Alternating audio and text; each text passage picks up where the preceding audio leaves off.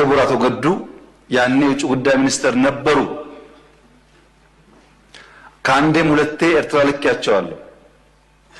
የላኳቸው የትግራይን ህዝቤን አታገሷቅሉ፣ ሀብቱን አትዝረፉ፣ ጸቡ ከቲፒኤልኤፍ እንጂ ከትግራይ ህዝብ አይደለም የሚል ነው። አቶ ገዱ አሁን እኛ ጋር የሉም፣ ግን ክር አላቸው፣ ህሊና አላቸው። ዛሬ ቢደብቁ በታሪክ ውስጥ ይወጣል። ለምን ጉዳይ ነው እንደተነጋገሩ እሳቸውም ያውቃሉ፣ ሻዕቢያም ያውቃል፣ እኛም እናውቃለን። አሉ አልሞቱም። እሳቸው አክሰስ ይደረጋሉ፣ ሊናገሩ ይችላሉ። ለክራቸው ሲሉ ለእምነታቸው ሲሉ ማለት ነው። ለምን ጉዳይ እንደሄዱ በእሳቸው መፈታት ሲያቅተው አቶ ደመቀ ልክ ያለው አቶ ደመቀ አሁን እኛ ጋር የሉም፣ በህይወት ስላሉ ለእምነታቸው ለሌላቸው ሊጠየቁ ይችላሉ። ለምን ጉዳይ እንደሄዱ ያውቃሉ። ከነሱም ውጭ አሁን ሲስተም ውስጥ ያሉ 2-3 ሰዎች ልክ ያሉ የኛንና የኤርትራን ጉዳይ ላንሳ።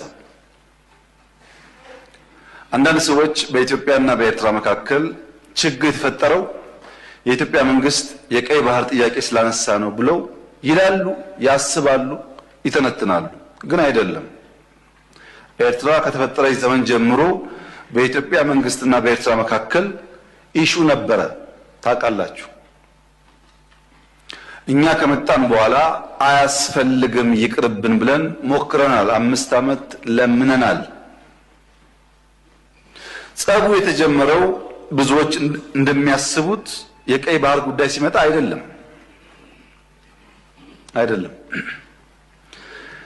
በትግራይ ውጊያ ሲጀመር የመጀመሪያው ዙር ውጊያ ሽሬ ካስለቀቅን በኋላ የኤርትራ ጦር ከኋላ ኋላ ተከትሎ ሽሬ ገብቶ የአንዳንድ ሰዎችን ግለሰቦች ቤት ማፍረስ፣ ፎቅ ማፍረስ ሲጀምር ጸብ ተጀምሯል።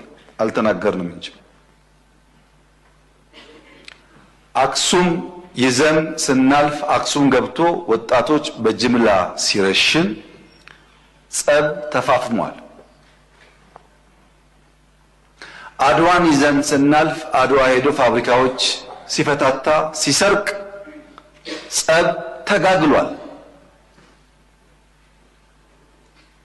አዲግራት ደርሰን የመድኃኒት ፋብሪካውን የሚነቀለውን ነቅለው የማይነቀለውን ሲያፈራርሱ ጸቡ ጫፍ ደርሷል። ግን የኢትዮጵያ መንግስት ያኔ በዚህም ለመዋጋት ብቃት አልነበረው። ውስን ኃይል ነበረ። ሽሬን ከያዝን በኋላ ያጠቃነውን ጣት እንከተል ነበር እንጂ የያዝነውን ቦታ እያጸናን አንሄድም። ይህ ጉዳይ የተከበረው ምክር ቤት ለዛሬ ዋጋ የለውም። ለታሪክ ማንሳት የምንፈልገው ጉዳይ አክሱም ወጣቶች ሲገደሉ፣ አድዋ ሲዘረፍ፣ አዲግራት ሲዘረፍ በርካታ ኢንቮይ ወደ ኤርትራ ልክ ያለው የላኳቸው ሰዎች ገሚሱ አሁን ከኛ ጋር የሉም።